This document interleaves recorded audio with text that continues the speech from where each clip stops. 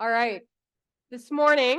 Earlier this morning, when Sanford was emphatically telling you to go buy the Diversity, Education, Inclusion, and Belonging Guide, edited by Dr. Nina Roberts, I wanted to add to that and tell you about the new DEIB processing cards. Super cool.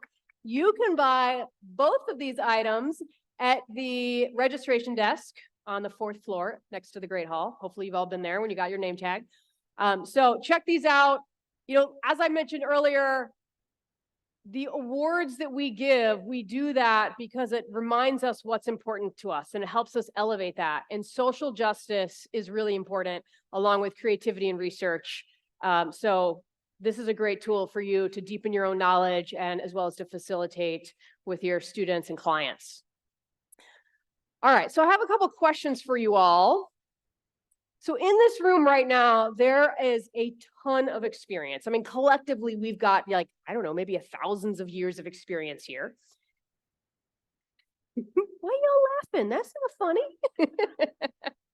I'm just kidding. All right, how many of you have some sort of advanced first aid training like wilderness first responder, wilderness first aid, or have ever had it in your life? Raise your hand.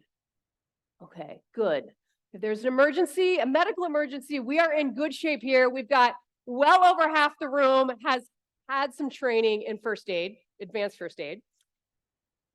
Now raise your hand if you have found that in your experience as an experiential educator, you've actually had more behavioral challenges than you've had medical challenges in your programs. Raise your hand. Okay, almost everybody. If you're not raising your hand, first off, there are risk management courses here and you should attend those. But actually, it is pretty cool that I think as a field, we are really quite safe. At least we do as much as we can to mitigate real risk so that that perceived risk, we get to play with that perceived risk a bit. And because of that, I think we most of us have pretty low level like accidents or incidents. But the behavioral situations are much more common than those medical situations. And whether you've worked for a program like Outward Bound or Knowles or on a ropes course, you've probably had some sort of behavioral problem. I mean, I just remember about 10 years ago, I led a 21-day program for adolescent girls. Man, talk about the drama. I mean, some of this stuff, I'm like, you can't make this up. But what's really cool is that Alpenglow Education has done something remarkable. They have created the first behavioral first responder course to help us understand how to approach, prevent, and resolve these behavioral challenges that we all face because, you know, humans are complex. We're all complex.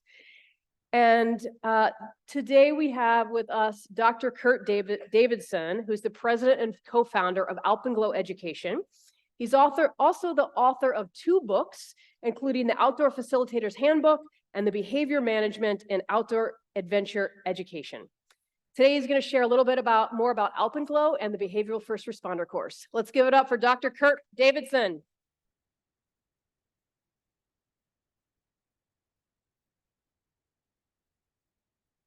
Hey, everybody. Thanks for being here. I'm Kurt from Alpenglow Education. And yeah, our whole thought process is promoting mental and behavioral health care for experiential education.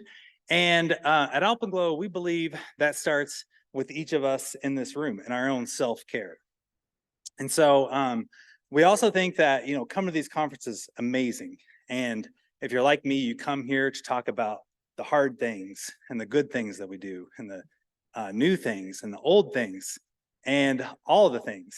And so yeah, I just wanted to come up and say, you know, I really encourage you to take care of yourselves while you're here. We're getting ready to hear some amazing stories, and maybe you're in some workshops later that you just need a moment to yourself and to reground yourself. So I wanted to teach you, give you one of the tools that we utilize in the behavioral first responder to help you get you through this amazing weekend. So if you could, indulge me for a second, if you could sit up straight in your chairs really quick.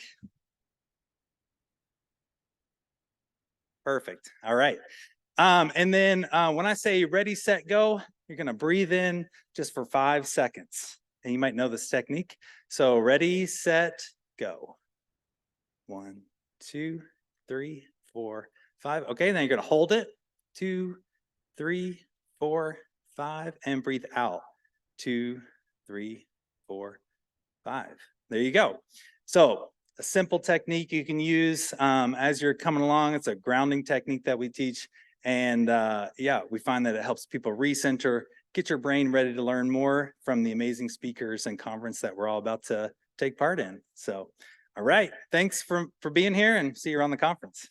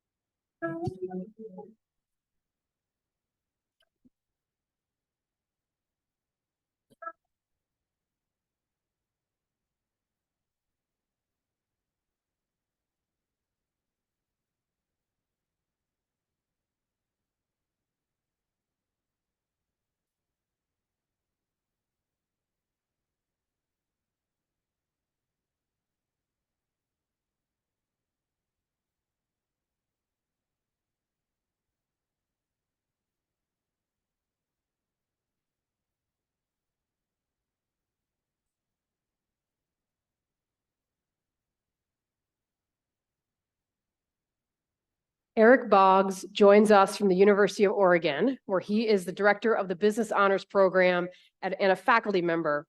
Eric helped start ActivatEE 11 years ago and has also been an AEE Storytelling Fellow. Deidre Goodwin joins us from Western North Carolina, where she is the Military Outdoors Campaign Strategist for the Sierra Club, an adjunct professor at Brevard College's Wilderness Leadership Program, and an independent consultant. Today, she joins us as an ActivatEE coach. Please give a lot of love to Eric Boggs and Deidre Goodwin.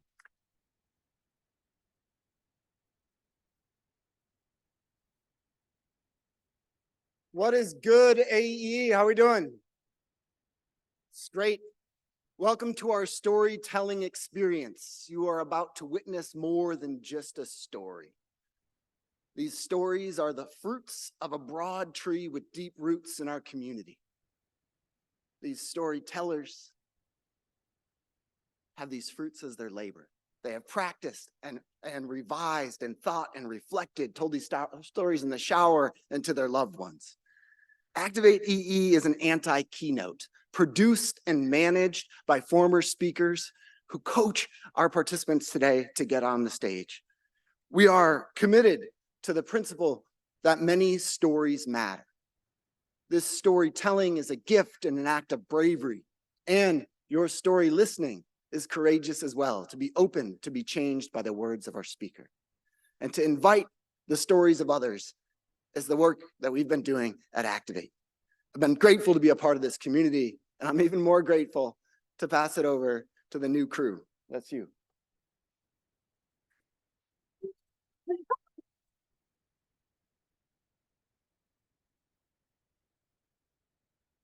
I hope you are prepared to receive a gift, maybe many gifts. How amazing is it that we have 6 wonderful humans who are going to open this conference with their area of subject matter expertise, their own stories. Sanford set me up for this and didn't realize it, but this is a gift because these stories are a capsule of humanity. They are an embodiment of experience. Now, I do want to be clear. The experience of humanity is dynamic. These stories are dynamic. This is a content notice. You will hear about grief. You will hear about loss, about suicidal ideation, about pandemic isolation. You will also hear about joy, about hope, about laughter, and about connection. You are dynamic. Be here with our speakers. Be here with the discomfort and the comfort. Be here with yourself, leaning in and out as you need to. If you have given an Activate talk, can you stand or wave and let us know where you are? Yeah, yeah, yeah. These stories are their stories, are my story, are our stories, are your story, or maybe your story, or maybe your story. Activate is a presence of so many ways of knowing and of being. Activate is starting. May you be here with each other with this gift of story. And with that, I'd like to invite our first coach to introduce our first speaker so this experience can begin.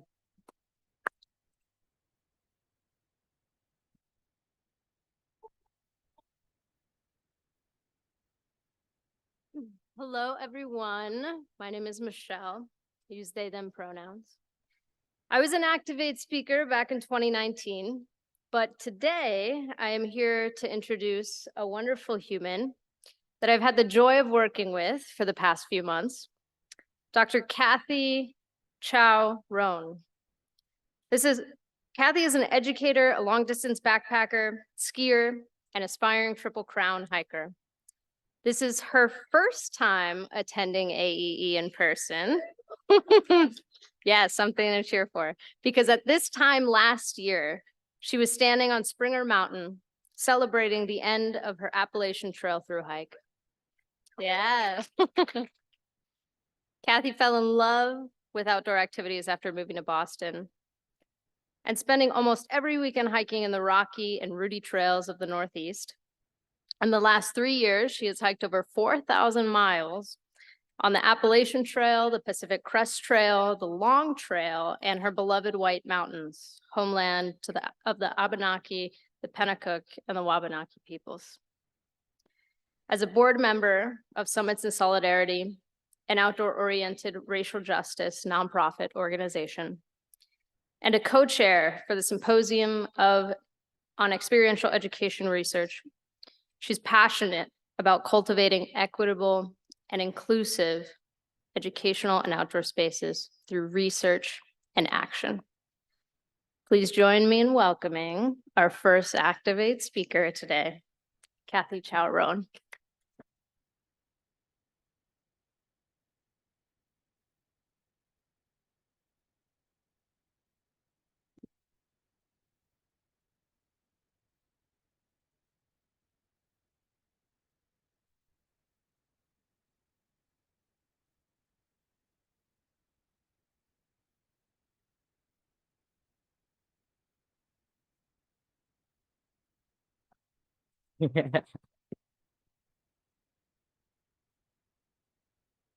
No mud, no lotus.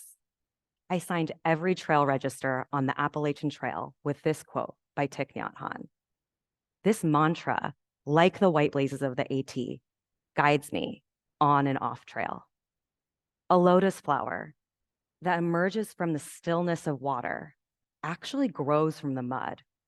It was fitting then that it was in Vermont, a state also known as Vermud, that I donned my trail name, Lotus.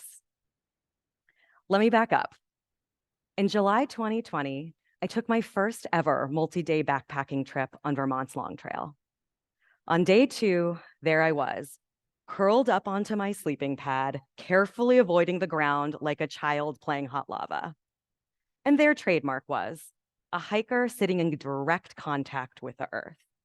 He took off his shoes and his socks and began digging his bare feet into the soil. I immediately thought, ugh, how gross. But then I watched him and the dirt build up underneath his toenails as he talked about this unimaginable idea of hiking all 2,000 miles of the Appalachian Trail in one trip. And something drew me in. I then thought, oh, How freeing. I didn't grow up hiking, so I surprised myself when the next day I turned to my husband and said, I think we should through hike the Appalachian Trail. 2 years later, I found myself at the beginning of a through hike, trying to embrace the mud of the trail and all of what that entails. In hiking culture, it's customary that someone bestows a trail name on you. And so I tried on many names offered to me by others. Spazway, for the number of times I tripped and fell, an homage to my childhood love of Charlie Conway from the Mighty Ducks, you know. Metronome, for my incredibly consistent hiking pace, that tick, tick, tick rhythm, regardless of weather, terrain, or pain. Princess Waffles, not for my love of breakfast food, but for my propensity toward indecision, especially during a resupply. Do I want chips or do I want Cheetos? I don't know. And for all of you academics out there, et al., for what my status was as a doctoral student at the time. But I stumbled using all of these names. Being distilled into a single story struck an unpleasant and familiar chord. How often had I made myself into a mold that somebody else provided for me? So I did something uncomfortable. I claimed my own trail name, Lotus. Lotus flowers speak to the duality of existence. In Vietnamese culture, they're symbols of optimism and resilience and purity. They grow from the muck. And what could resonate with me more than a beautiful flower that grows from the literal and metaphorical muddiness of life? But my confidence in using Lotus ebbed and flowed. Initially, I felt insecure using my trail name, like I shouldn't flaunt my Asianness. And wow, deja vu. That brought me back to when I was a teenager and my peers used to steal my license to make fun of my Vietnamese middle name. Growing up as a daughter of Vietnamese immigrants, I internalized this misguided message that being American meant rejecting any part of myself that made me different, including my name. So when hikers asked me for my trail name and what it meant, these insecurities resurfaced. And I remembered what Data, a fellow hiker, told me. There is something powerful about naming ourselves rather than accepting a name given to us by others. 1 month into my through hike, I found myself back in Vermont, to that place where I decided to embark on this massive journey.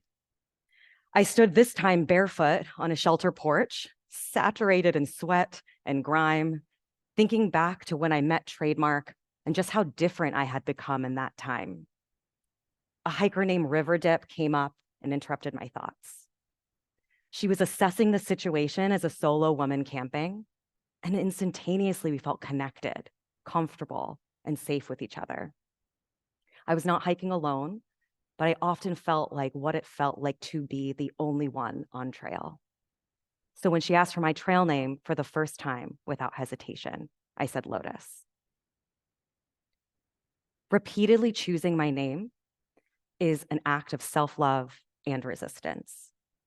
It taps into this parallel process of choosing myself, choosing to rediscover the layers of my identity that have been buried over the years. And this started long before I found through hiking and has been shaped by so many experiences that have been meaningful to me. Like when I went to Vietnam for the first time and I couldn't understand what anybody was saying, but there was something so familiar. I could hear the sounds of the sing-song tonality of conversations, the smell of fish sauce and herbs, and the knowledge that my parents once walked down these same streets. It's like they all belonged to me, dormant parts ready to be awakened. And it took this immersive, intensive hike of the Appalachian Trail for me to notice those parts of myself, to nurture them, and to let them resurface in unexpected ways. But at the same time, I often wondered, how could it be the very act of through hiking that made me so confident, so strong, so whole, could also make me feel so small, like I should keep Lotus out of sight?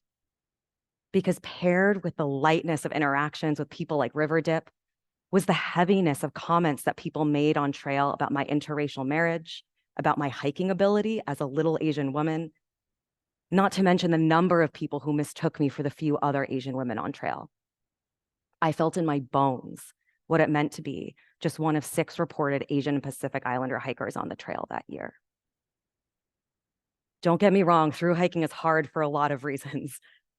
But for me, the hardest part was experiencing the stark contrast and lightness and heaviness in this activity that I loved and choosing to step into its muddiness anyway. What I learned on the AT, and I continue to learn on other trails, is that through venturing outward, out into the woods, out into the mud, out of my comfort zone, I actually venture inwards into myself, my identity, and my roots. So now when people ask for my trail name, I still stumble a bit, but I remember that Lotus means so many things. For some, it's a race car because I'm a fast hiker who likes to zoom by. For others, it's a yoga symbol, it's a Buddhist symbol. For me, it's also Princess Waffles, et al., metronome, spazway, because I'm a kaleidoscope of all of those elements. In a world where we're taught to think about things in binaries, this or that, good or bad, a lotus flower encapsulates what it means to be both and. A lotus flower is the bare trees of stick season and also the golden leaves on the trail. It is that terrible hiker stench, but then also the beautiful, sweet smelling ferns in the summer. It is the numbing sensation of freezing cold rain and a mug of hot soup cupped between my hands. It is being mired in this mess of growth and also being proud of this version of myself. It's standing here today and embracing these dualities. No mud, no lotus. Thank you.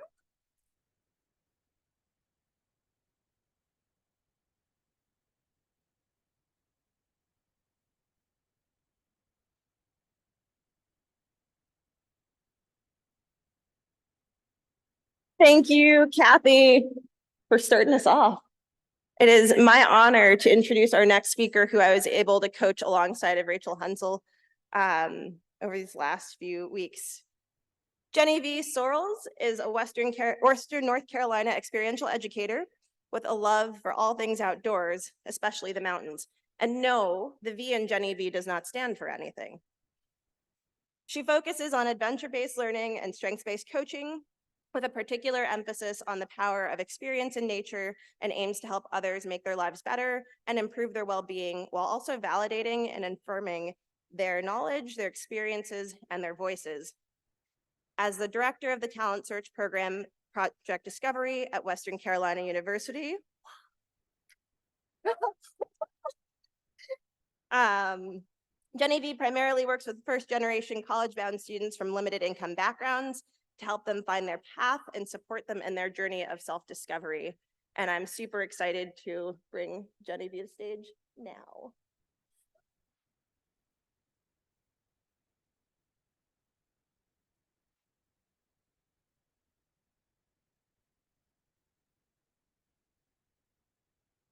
$13.1. I had it in my sight. 5, 10, 15 Ks to get ready. Another race, another medal, another mug to add to the collection. I was the strongest I had ever been. But this training race felt a little bit different. I had overcome so much to get here. PTSD, chronic pain, fibromyalgia, unexplained infertility. And yet, here I was, pregnant and running. I felt amazing. It was also the day that we planned to share our joyful news with family. My husband and I gathered at the finish line with our mothers, and it was the first race that either of them had been to, and we hoped to surprise them. I raised my hot chocolate and offered a cheers. We're having a baby. The joy was palpable, and it felt so good to share that experience with them. And later, I was changing out of my race clothes when I looked down and I saw blood. Oh my God, the baby. What did I do? I had done the research. Running during pregnancy was supposed to be okay. I tried so hard not to worry, but of course, I couldn't help it. I got in for an ultrasound first thing Monday morning, and they allowed my husband to come back with me. I squeezed his sweaty hand as we stared nervously at the monitor and waited. Tears slowly streamed down my face. And then there they were. A healthy little baby, the miracle that we had waited for. And that was the last ultrasound my husband was allowed to come to. It was March of 2020. You know, you were there too.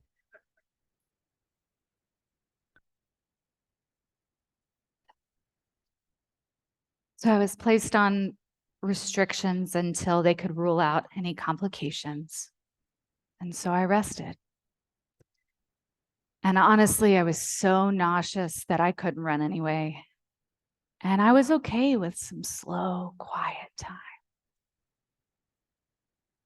And after a few weeks, the restrictions ended, and I felt cautiously optimistic about running. I felt the first little flutters in my tummy as I set out on a slow, short neighborhood run. But within the first half mile, I was hit by the sharp pain, and it ached for days.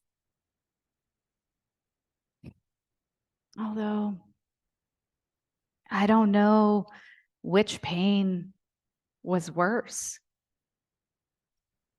I ached and I ached. And so I walked. And walking gave me the space to try to make sense of the way that the world and my world was changing. I had waited so long for a baby, and I wanted it so badly. I knew the sharp sting of getting my hopes up each month and never seeing that second line. I fully recognized the gift that I had been given. And there was so much about being pregnant that I loved. I didn't want to be ungrateful, but at the same time, I felt like I was losing everything I had worked so hard for. And I was in a lot of pain. And I don't know which pain was worse, the ache on my pubic bone or the deep ache of isolation, of not hugging my family and friends, of being so alone and so scared. My husband not being allowed to come to the ultrasound appointments. Nobody to just notice my stomach and smile. No stranger to come up uninvited in the grocery store and touch my belly. I ached for what was and for what wasn't. And as the pain got worse, my world got even smaller. I felt betrayed by my body and trapped by it. On the one hand, I felt so strong. And on the other, I felt so weak. Here was my body growing, nourishing, creating a human being. But I could barely walk. And so I waited and waited. And then came that long awaited, much anticipated new kind of pain. 42 hours later, I gave birth unmedicated to a beautiful, healthy child.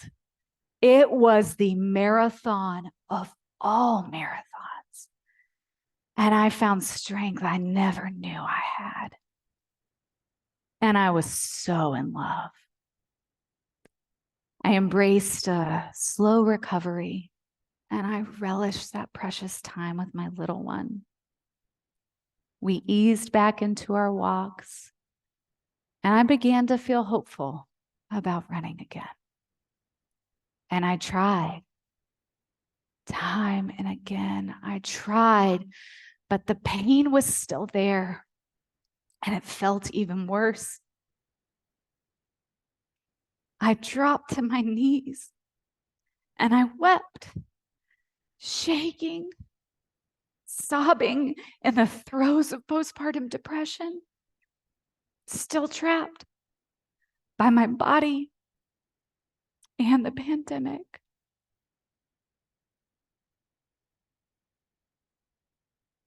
As the months passed by, I knew that something wasn't right. I was supposed to be healing, but wasn't. And I learned that breastfeeding hormones weren't helping. So I had a choice. And I chose to continue breastfeeding, even though it meant an even longer and slower recovery. The half marathon was a distant vision. It was a desert mirage. And there was no race that year anyway. But I still wanted it, even if just for me, some piece of what I had imagined. And so I began, slowly, gently, and with a hell of a lot of work, I found my way back to running. And when I ran that half marathon the following year, it wasn't the same race I would have run in 2020. I ran it with such profound gratitude, forever changed by my experience. And the pain is still there, but it's softer now. It's a reminder of where I've been. It's a part of my story, a part of me, reclaiming what was supposed to be.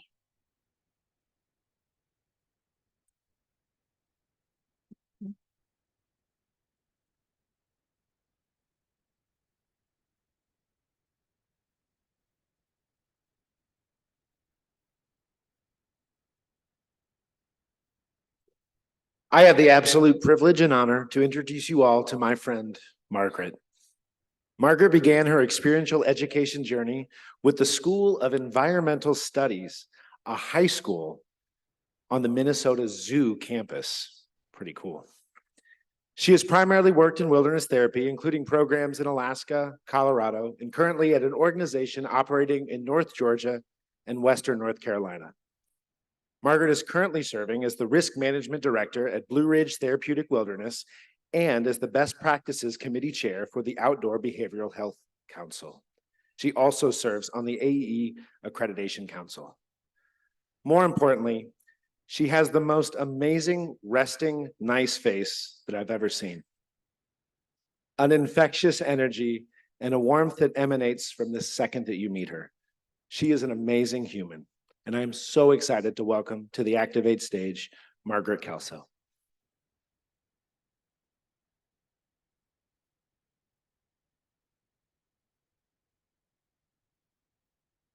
The resting nice face.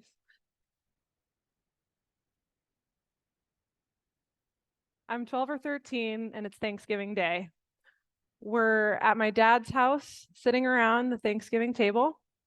My family is Southern, conservative, and Catholic. To the degree that I went to manners classes, Catholic school, and cotillion, which sets young people up to be respectable members of society. It was like being a baby giraffe learning how to do the foxtrot, a bunch of middle schoolers. So there were no people in jeans around this Thanksgiving table. We were at the point of dinner where conversation was coming to a lull, and there's that quiet pause. You could hear clinks of dishes and slow sips of water. And my grandmother farted.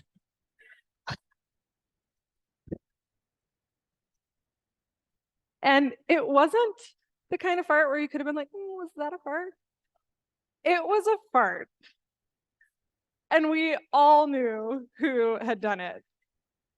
I could feel my brother's stare just burning into the side of my face. And as I slowly turned to him to give him my best, don't do it face, I looked at him and he was like, and he just looked around the table and said, Granny, Rachel farted. He did not pick up that we were all going to quietly ignore it and move on. My dad, he does this thing, he just pulled his glasses off and went, and we were excused from the table and we happily scurried off to watch E.T. What I should tell you about my brother is he has severe developmental disabilities. He has an IQ of 46. He is considered on the autism spectrum. He can't read or write. He can't really conceptualize math and numbers. He can't really articulate emotions, let alone communicate or regulate them. He's also a huge teddy bear. He's one of the funniest people I've ever known. He loves helping people. I had a flat tire once and he changed it without even looking at the directions. It hasn't always been easy. I can't imagine what my parents went through.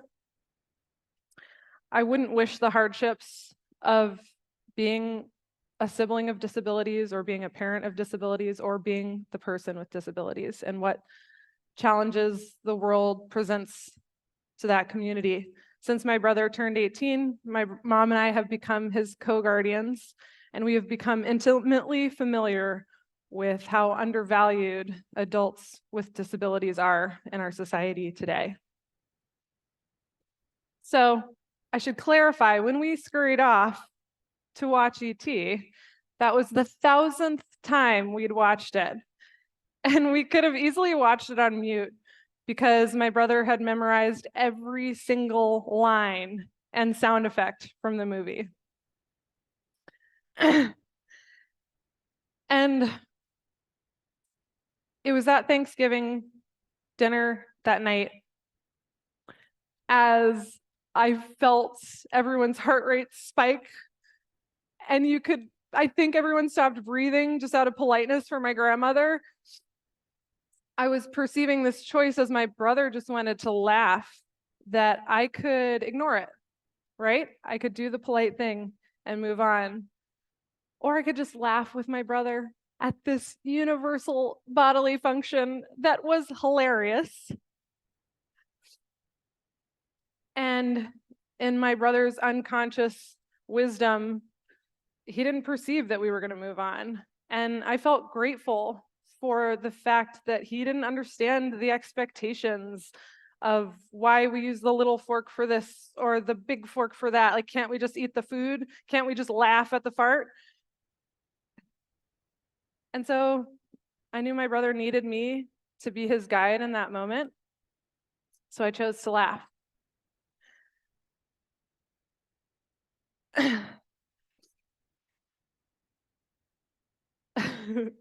I have a quote from the infinitely wise Ted Lasso. It says, "Fairy tales do not start, nor do they end at the dark forest.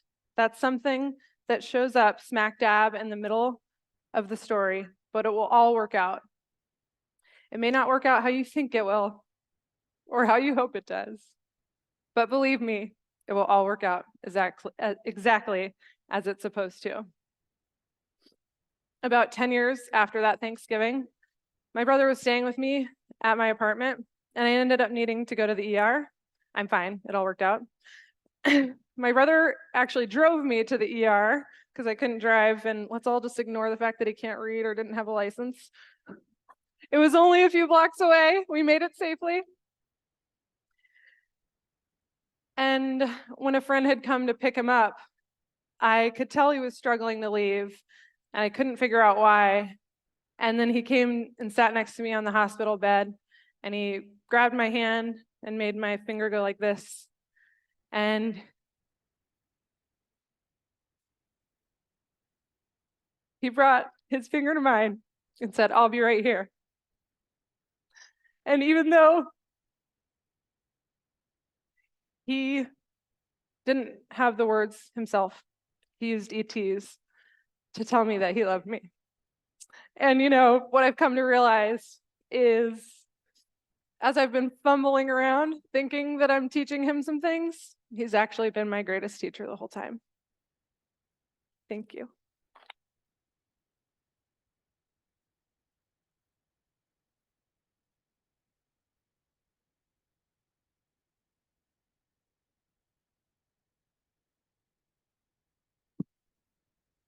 My name is Christine Norton, and I was an ActivatEE speaker 11 years ago, and I've been a coach for the last 10 years. I will also be passing the torch to these wonderful new coaches. This year, I did have the privilege of coaching with one of our new coaches, Chris Ortiz, who is not here today, unfortunately, and we got to coach Taylor Eddington.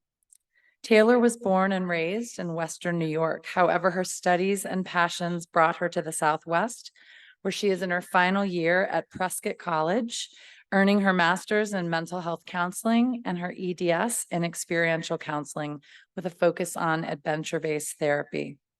Taylor gained her love for the outdoors and nature from her family, who went camping every summer from the ages of 3 to 16 and encouraged her to play no matter her age. This led her to hike the Appalachian Trail 1.5 times, completing 3,400 miles. This immersive experience not only helped Taylor heal, but has inspired Taylor's vision to use experiential approaches to help others heal through their connection with nature. Please join me in welcoming Taylor Eddington.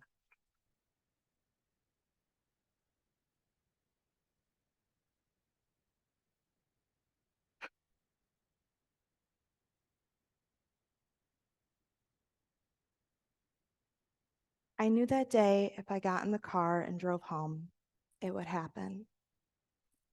I sat in the seat contemplating what to do, knowing what my head and heart wanted more than anything. But that small gut feeling kept saying, "Don't drive home." When I got in the car, I kept turning, trying to make the drive longer, turning down street after street, which was a little difficult since I lived about 5 minutes from campus. As I kept turning street after street, I knew what I had to do. So I called my therapist and I told her I needed to see her. I told her that if I made it to my house, I was 100% going to kill myself. I admitted that I had a plan, intent, and means. This was the day I chose to save myself, and it was the hardest decision I have ever made in my life. September 17th, 2018 will forever hold a place in my heart. Now you're probably wondering, how did I get to this point? Well, after college and graduation, I didn't know what to do, so I applied to graduate school. I had an interview and was waiting on the results. And the society that I had grown up in, the expectations were you go to college, graduate school, get that degree, job, marriage, the white picket fence. Well, as I was waiting for all of that to fall into place, I had nothing else to do, so I decided to hop on the Appalachian Trail with my brother. He was hiking, and I was like, might as well tag along. So I hopped on the trail with him, and I found out that I had never been happier. The trail provided me with a sense of serenity that I never knew was possible. I found joy and happiness in all of the elements. No matter if it was raining or sunny, I was happy in everything. And the outdoor journey awoke a piece of me that was never to be tamed again. I had always been an outdoors girl, playing in the mud, camping, adventuring, but this was different. And there's a piece of me that I found that I could feel again. I was starting to be able to heal in the process of being outdoors, both mentally, emotionally, and physically. And I never wanted it to end. But sadly, nothing lasts forever. I got into graduate school and it was great. I was happy, but that meant I had to leave trail. And I had only hiked 1,600 miles of that 2,200-mile trail. And so I went back to reality because that is what my society expected of me. And when I got to graduate school, I struggled. I couldn't focus, sleep, retain any information. And after one semester, I ended up taking a medical leave. I went back to New York and I was diagnosed with ADHD and post-concussion syndrome. And don't worry, the post-concussion syndrome was from many previous accidents and lots of sport-related injuries. I am a super clumsy person. I've ran into about 4 things today, just as an example. And it was just hard. I started medication and thought that everything was going to be better. So what did I do? Went straight back to school because that was what I knew the plan was and what I had to do. And so that second year of grad school was a nightmare, even worse than the first. My symptoms progressed, and I had an incident that April that was a huge warning sign, and I told no one. I just kept saying, I'm fine. And I was doing everything I was supposed to do to be healthy. I was exercising, taking medication, eating right. I was even seeing a counselor every single week. Yet nothing was working. I did not have an ounce of me left to give back to the world. So that day on September 17th, when I called my therapist and saw her, she told me to call my friend who took me straight to the ER. And when I got there and was talking to the doctor, I still wanted to die. I was too far gone. My family and friends weren't even a deterrent. I can only guess that a small part of me instinctually knew that it wasn't my time. And so that's when I decided to voluntarily place myself inpatient. And I was taken by ambulance to the nearest psychiatric facility where I stayed for 5 days. Now, the scariest parts of going inpatient were probably the first few hours when I was like, oh my God, what did I just get myself into? And the second part was calling my professor, who was also the head of the department, and telling her why I would not be in class for the next 5 days. At that point, I didn't know how many days, but it ended up only being 5. But there was a piece that was so liberating. This was the first time in my life that I chose myself over everything else, over school, family, society's expectations that I was raised with. And it was amazing. And being there at that inpatient facility, I started this healing process. And it was a strange and beautiful place. And I found a piece of me that I had lost along the way, a piece that I should never have lost. That showing up for myself and choosing me should always be my number one priority. And that moving forward and keeping myself alive is what is really important. And I don't need to live up to other people's expectations. I need to live up to my own. So after leaving inpatient, I tried school for a little bit longer because I really wanted to make it work. But it wasn't for me. And I decided that I needed to leave school, and choosing to not be a student, which was my main identity, and feeling like a failure was very hard. But I knew that going down the path of self-hatred and ending up right back there or actually committing suicide was not where I wanted to be. So I left. And just remembering that being alive and here was all I truly needed in this world. So when I was back home and the numbness started to set back in because of the failures I thought I had experienced in my life that I felt, not finishing school, not finishing trail, not finishing a lot of things in life, I decided that I needed to do something about it. So I strapped on my hiking boots, quit my job, and hopped back on the Appalachian Trail. And surprisingly, I got a lot of disapproval from many friends and family, not my immediate family, and those disapproving comments were, Taylor, are you sure you should be doing that? You need to be an adult. You need to get a job, buy a house, start a family.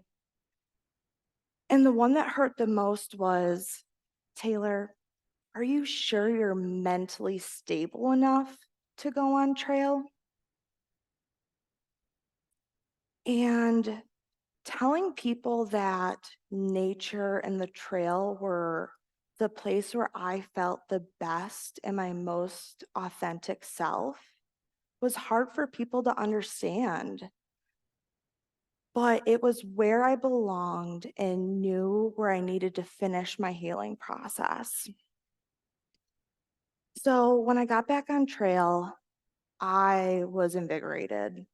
I ended up shaving my head randomly at a free haircut place because I was like, why not? You know, it'll grow back. And after I completed the miles that I needed to complete, which were just 600, I was like, why not keep hiking? I have time and money. So I kept hiking and added an additional 1,200 miles onto that because why not? I wanted to adventure more. And I just kept choosing myself over and over and over again. And what this adventure led me to was something even bigger. And it was adventure therapy. I had never heard of it before. And when I discovered it, I was like, what? I can include therapy and the outdoors, my two favorite things, and get paid for it? Nah, you gotta be kidding. And so I started searching, and that's when I found Prescott. And I emailed them, interviewed, and I got in. And that's when I chose to take the leap and go back to grad school, a place before that pretty much destroyed me. But this time, I was going back on my terms. And I decided that showing up for myself every day was more important than my fear of past failures. And my past struggles did not dictate my future. Instead, my past taught me that the world is this beautiful and chaotic place that I live in, and it challenges me daily. And I am here to live for me and not to meet these societal expectations that I had been raised with. I am the one who chooses to create my future, be happy, and alive. Thank you.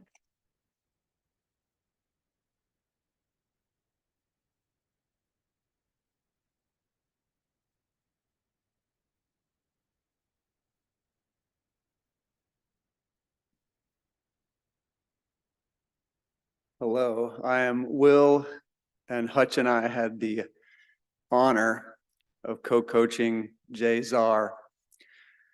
Jay's first conference, ironically, was at Estes Park, where we will be next year.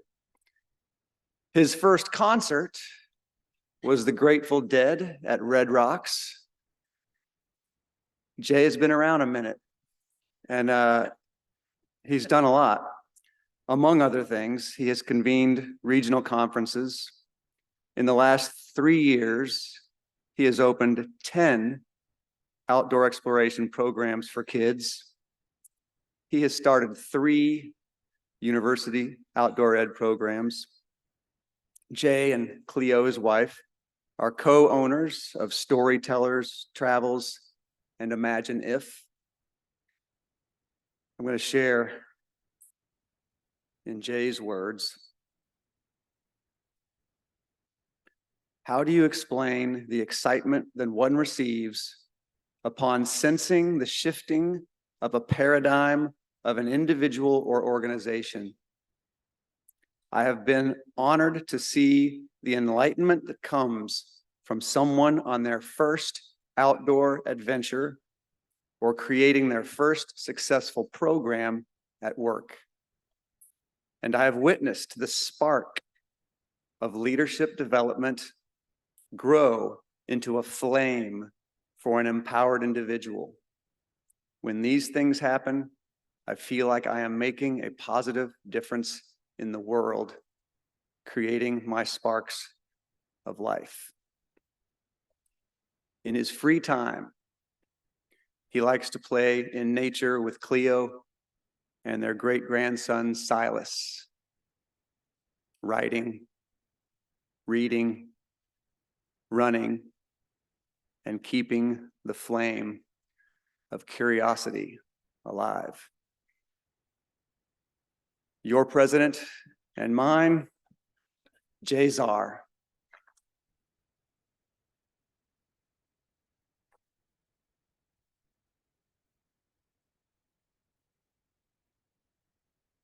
Holy crap.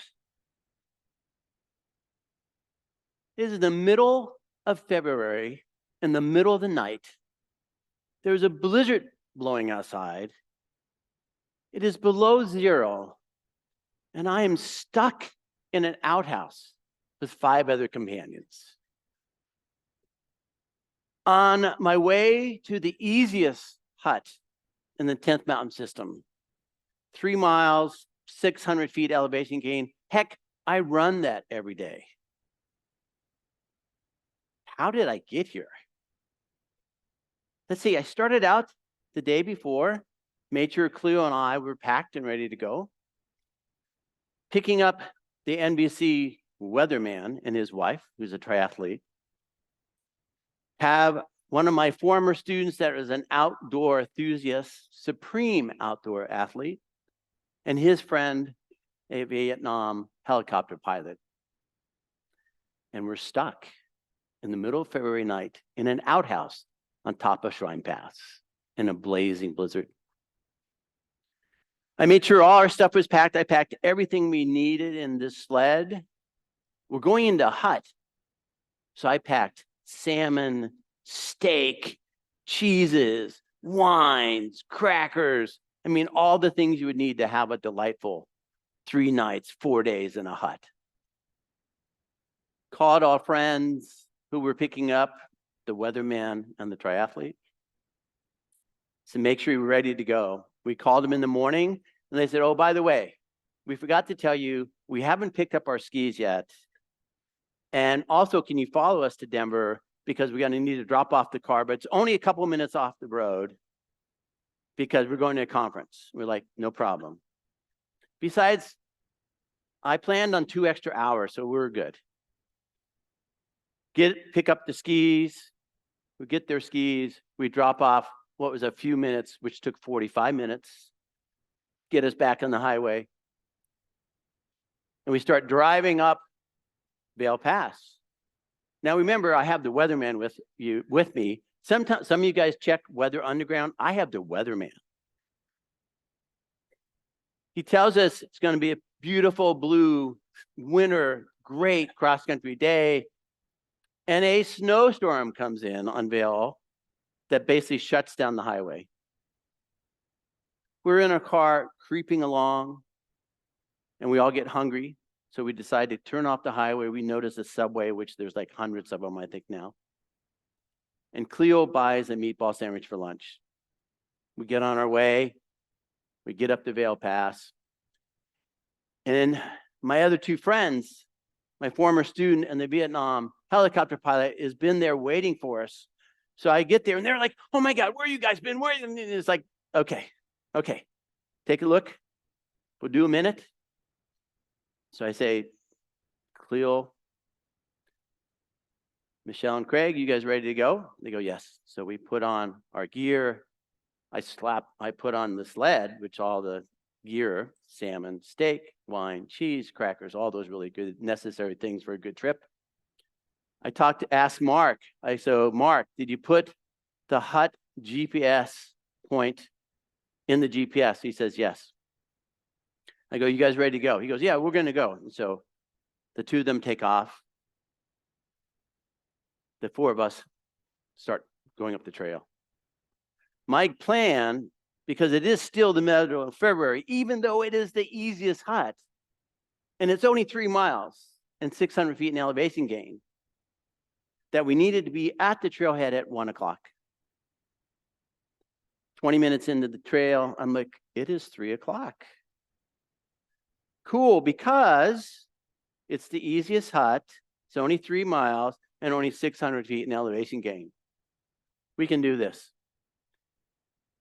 We're on the trail about an hour and a half or so because the blue sky day has once again turned into a blizzard. Thanks, weatherman. And I turn around and I look at my wife, Cleo, and she's got a tear running down her eye. And I'm like, what's happening? So Cleo's allergic to MSG, like really allergic. Meatball sandwich. She's saying, my muscles are tightening. I'm getting really, stiff. I can barely move. And I'm like, okay. About that time, the 2 of the folks that went ahead of us, Mark and Mike, shows back up with the GPS and goes, look, it's right here. It says it's only like a half a mile away, which is closer than going back to the car. I also noticed that Michelle is beginning to shiver. So I have Cleo, who is beginning to shut down, and Michelle beginning to shiver, first signs of hypothermia, that it's like, we need to get to this hut. And besides the way, it is the easiest hut, 3 miles, 600 feet. And I also had friends in the hut, and I could smell at this time the smoke from the hut. So I know that we're close. So we can see the tracks that Mark and Mike had laid out, and they're with us, and we start going up. And it is now pretty dark black, and this blizzard is in our face. And all of a sudden, we can see the chimney of the hut. Like, oh my goodness gracious, we're there. There is being an ADA design outhouse. We're like, okay. But I mean, it's like, I need to do something. So we get in the outhouse. I pull out the shovel I had, dig out the outhouse, and I make sure that all 6 of us can get into this, thank goodness, ADA design outhouse, which is just a little bit bigger because there are 6 of us. So we're in the outhouse. I make sure everybody's warm. Mark and Mike ask, it appears that the hut is close. Should I go find it? I'm like, if you want to go try, go make it happen. They're gone about 20 minutes. And then all of a sudden you hear one of them going, I know the outhouse is someplace around here. So I get out, get my headlamp out. I say, hey, we're over here. They get back in the hut. We get them out of their wet clothes. And I turn to the helicopter pilot and ask for the first time, how many times have you gone cross-country skiing? This is my first time. Great. But I'm like, we're in this outhouse, we're good. And we have all this food because I brought all this food in this sled. I'm gonna pull out my stove and cook this meal. Well, wait a minute, because it was the easiest hut, 3 miles, 600 elevation feet, I took out my stove because I didn't need it. I wouldn't need that gear. And I said, okay, no problem. I'll pull out the pads that we always carry because we want to make sure that everybody stays dry. Oh, wait a minute. It's the easiest hut, 3 miles, 600 feet, and I pulled that out. But wait, I have a tarp to make sure that we can lay down on the floor so we're not going to get wet. Easiest hut, 3 miles, 600 feet. We spend a fitful night, to say the least, on the very, very top of the valley of Shrine Mountain, skiing into the easiest hut. The next morning we wake up, we climb up onto the snowdrift. And then this prayer flag arch going this way to the hut, which was about 15 minutes away. So as we're putting on our gear and getting ready to go into the hut versus the outhouse, I think to myself, what did I assume and what did I neglect? And then it occurs to me, easiest does not mean easy. Thank you.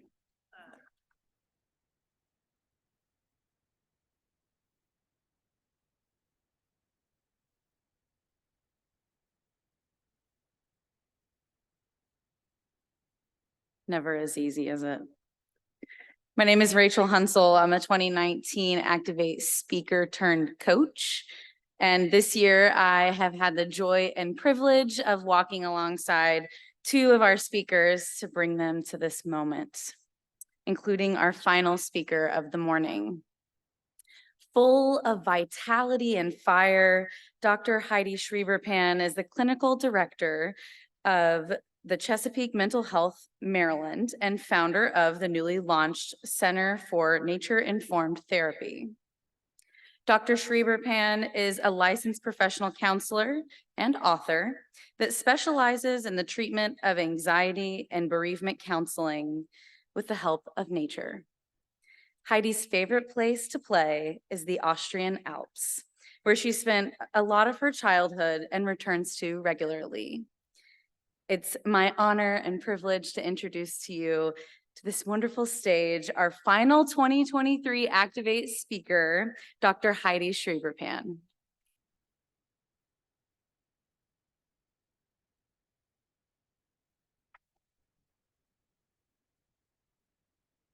It's 7:30 in the morning. It's still dark outside. I don't like that. It's cold. I'm sitting in my car and I'm noticing that my heart is racing. I know that eventually I have to get out of this car and take the longest walk of my life across that parking lot. So I do my 4, 5, 6 breath, breathing in 4, holding 5, exhaling 6. Okay, the heart beats a little down. Time to open that door and step out. And it truly is the longest walk of my life, because the building I'm about to walk into is the building where people are dying. And I'm terrified. I'm terrified of meeting death. But I step out and start walking really slow. The doors open, and I put a cheerful smile on my face, and I say, "Good morning," to the security guard, because maybe I can fake it. Maybe I can fake that I'm not terrified. Next step, deciding steps or elevator, because the hospice rooms are on the 5th floor. I decide for the steps because the elevator is much too quick. So I take the steps really slowly until the 5th floor. And then I stand in front of that first room. And I think about how much I hate this internship. So I knock on that door, and I must have done it too softly because no one is asking me to come in. Before I try to knock again, the door opens. And it's a 16-year-old girl. And she welcomes me in. And I step into the room where death is present. But no Grim Reaper here. More like an invisible force. This invisible force has taken hold of the person in the hospital bed. This invisible force has a certain soundtrack. It's like beeping, machines. It's the sound of sighing and sniffling. But mostly, it's the sound of this ragged breathing. There's a smell too. It's like chemicals mixed with maybe tears, maybe sweat. You know what? I don't like this room. I want to get out of there. So I take that business card, put it in their hand, and I get the heck out of that room as fast as I can. I close that door, and I look down the hallway. I remember that was yellow. And there are 5 more rooms that I have to go in. 5 more rooms to step in and offer the family members counseling services. Well, let's keep going then. Go to the next room, and I make myself slowly down that hallway. And when I get to the end of the hallway, there's this big window. And I just stop there, and I start looking out.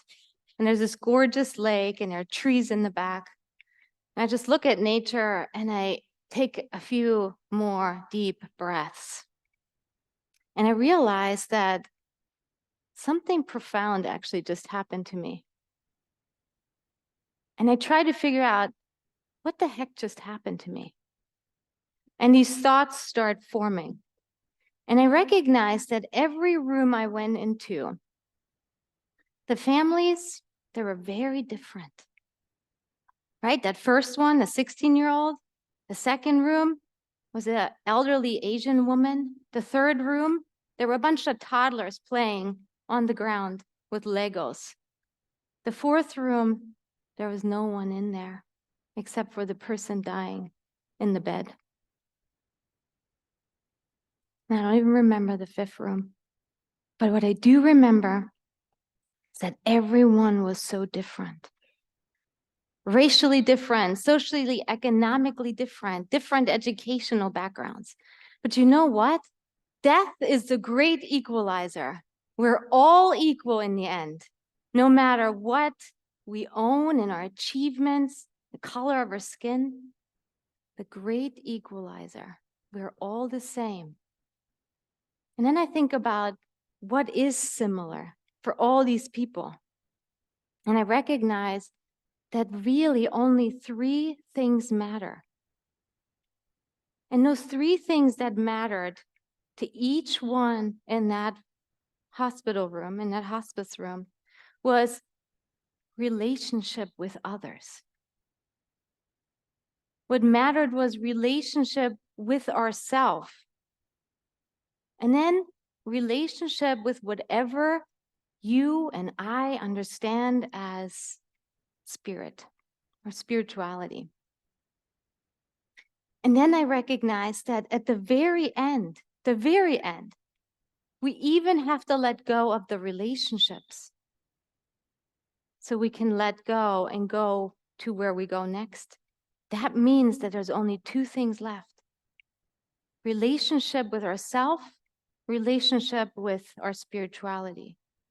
And I said to myself, Heidi, if that is your end, like all of our end, 100% mortality rating on this planet, then what am I doing today to nurture those three things? The next day, I'm back in my counseling office. I'm already 4 sessions in, and my next client walks in, Jane Doe. Before she even sits down, she tells me how much she hates her executive director job and how she doesn't know how to sleep at night, and the stress of her role is getting the better of her. And I know that as a therapist, I'm supposed to pay close attention and give them undivided attention. But I can't that day because I keep thinking about how Jane is missing what's important. And I want to like shake her and say, wake up, Jane. Only 3 things matter, and you're missing them.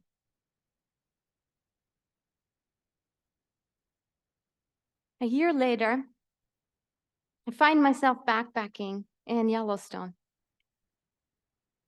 About 10 miles in, I'm cold, hungry. Somehow the feet got wet. There's not another hill, is there? And I'm kind of done with the hike. But I have this awesome group of people that are hiking with me. And they somehow notice that I need a little uplift. So they start telling jokes and saying, you know, how we're going to do this together. Oh my gosh, we finally get to our backcountry side.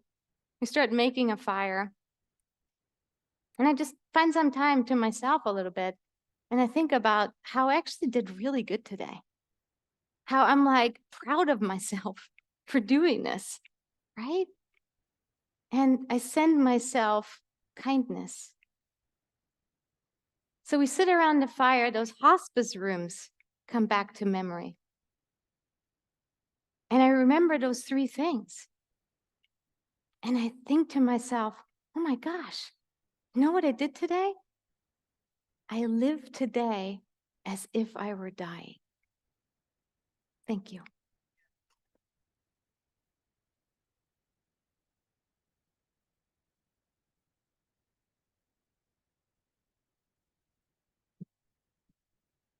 Thank you to our speakers, who we will properly acknowledge here in just a little bit. I'm Christine again, and this is one of our new coaches, Will Marble. I want to take a second, though, to thank all of you. I want to thank you for helping us create a container for these really powerful and really vulnerable stories.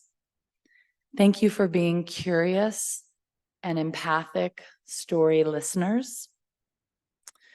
The Zen master Thich Nhat Hanh, who Kathy actually referenced in her talk, said that every time we listen to another person, it is an opportunity to alleviate suffering. It's also an opportunity to make meaning in our own lives and excavate some of the old bones of stories we may have buried and give us the courage to look at them in a new way. Stories help us expand our worldview and enlarge our circle of caring. I don't know about you, but I can't think of anything we need right now in our world more than that. So take a moment to reflect with me on the stories you just heard. And though their meaning cannot be reduced, and though you may still be in the process of making meaning, you might be mid-story, they can be distilled, and bits of these stories can be carried around with all of us through the next 3 days to remind us to share our stories and to be vulnerable and real with one another.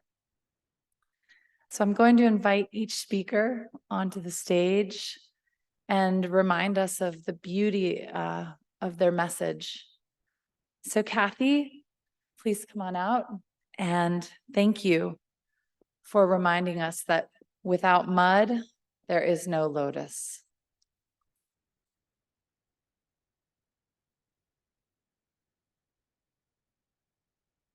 Jenny V, thank you for helping inspire all of us to have the courage and the grit to reclaim what was supposed to be.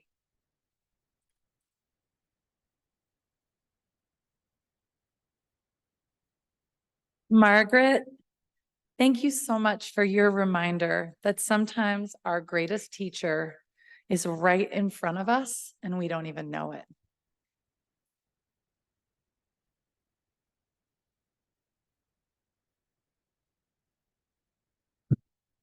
Sorry.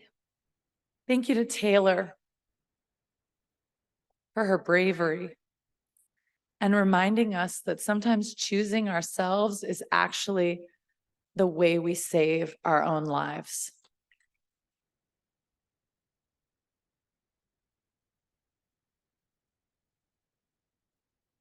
Thank you to Jay, our fearless leader who role modeled such humility in sharing with us that easiest does not always mean easy.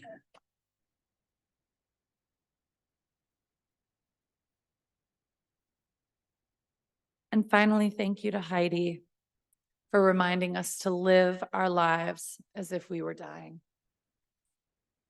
Please join me in thanking them. Stand up and give them some love.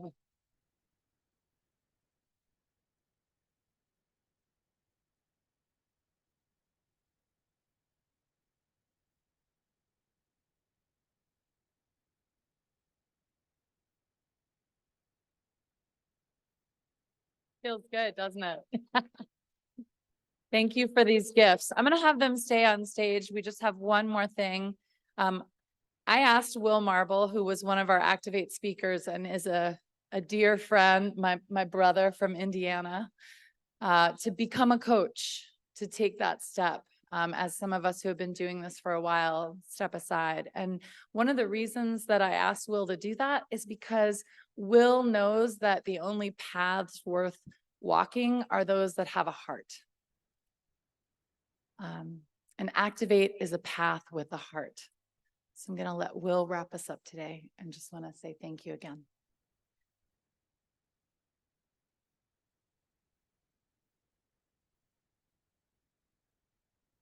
I didn't know that was going to be the intro. So let me regulate myself. Stories have value. Your stories have value. The world needs your stories.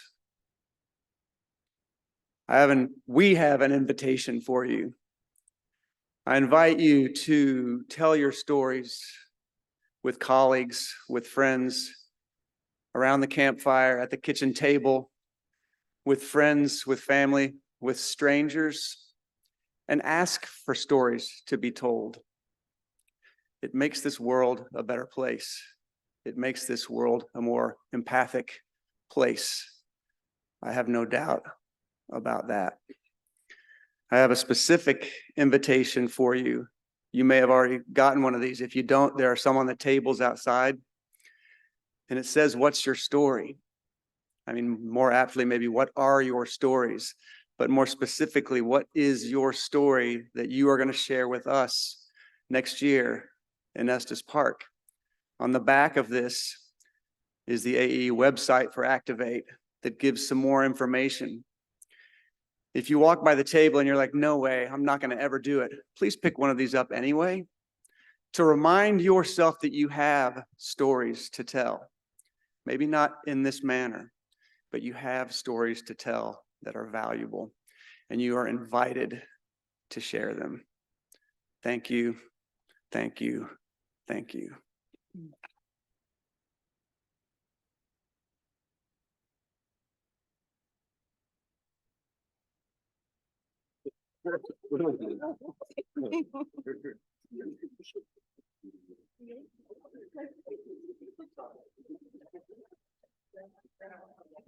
Hi, everyone.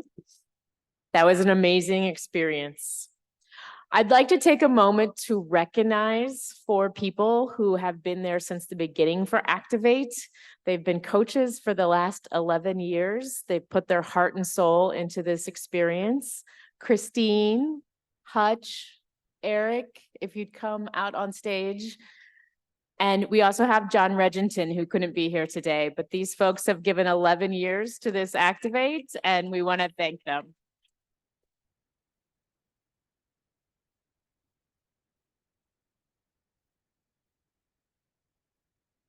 So we've been meeting as a group now for 51 conferences. And with that comes tradition and history, which is good. But that also means change is hard. And 10 years ago, AE made a change and it tried this crazy thing called Activate. I had the joy of sharing the stage that year with the 3 of you. I was the 4th musketeer. We realized in that moment that we had been a part of something that was bigger than ourselves. But like every great thing, how does it survive? How do we keep it going? And I wanted to take a moment, we wanted to take a moment and say that Activate would not exist if it wasn't for these 3 people. Because great things happen all the time, but it takes great people to keep them going. The 3 of them are great people, as most of you already know. But we wanted to take a moment and just say, Activate is here because of you, and it will be here because of you, and thank you.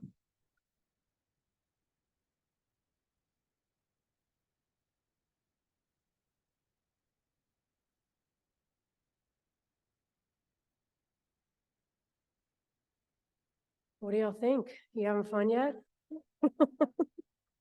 Isn't this amazing? Activate is, I find it really inspiring. And as we move on to the next things at the conference, there's a lot more inspiration to be had, a lot more thought-provoking conversations, a lot more stories to be told. So I want to share with you a few things that are coming up. So as you design your experience of the next 3 days, you might want to add these in. So first is tonight, 8 p.m., we're having a party on the 4th floor at Great Hall. Yeah. There will be a lot of dancing with an amazing band, VO5. So come check that out. Definitely you need your name tag. This is your ticket into the party. So bring your name tag.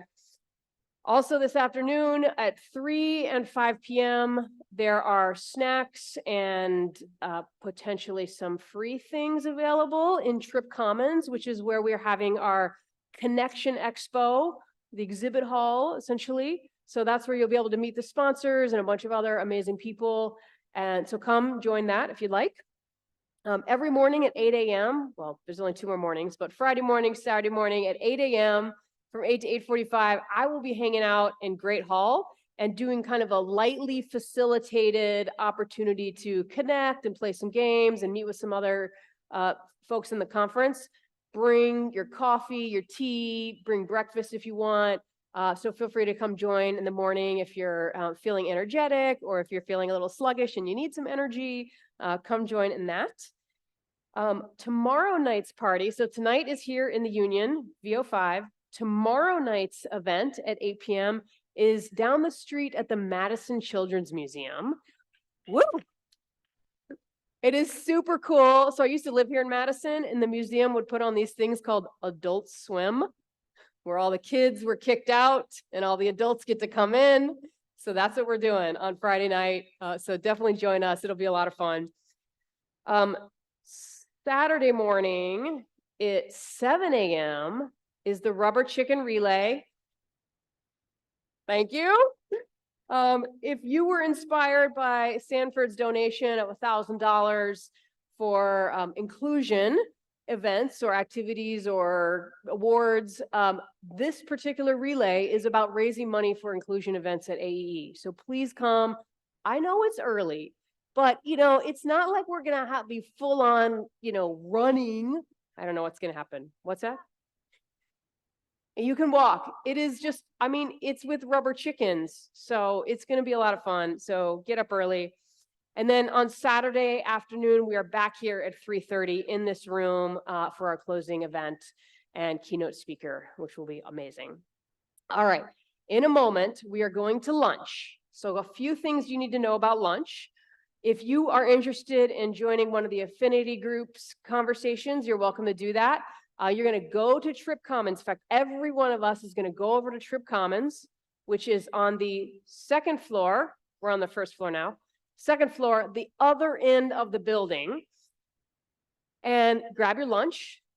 A couple things to know. On your name tag, if you have a dot, a colorful dot, then that means you have a designated lunch, vegetarian, gluten-free, whatever you indicated on your form. So you need that dot to get that lunch. So make sure you, again, have your name tags.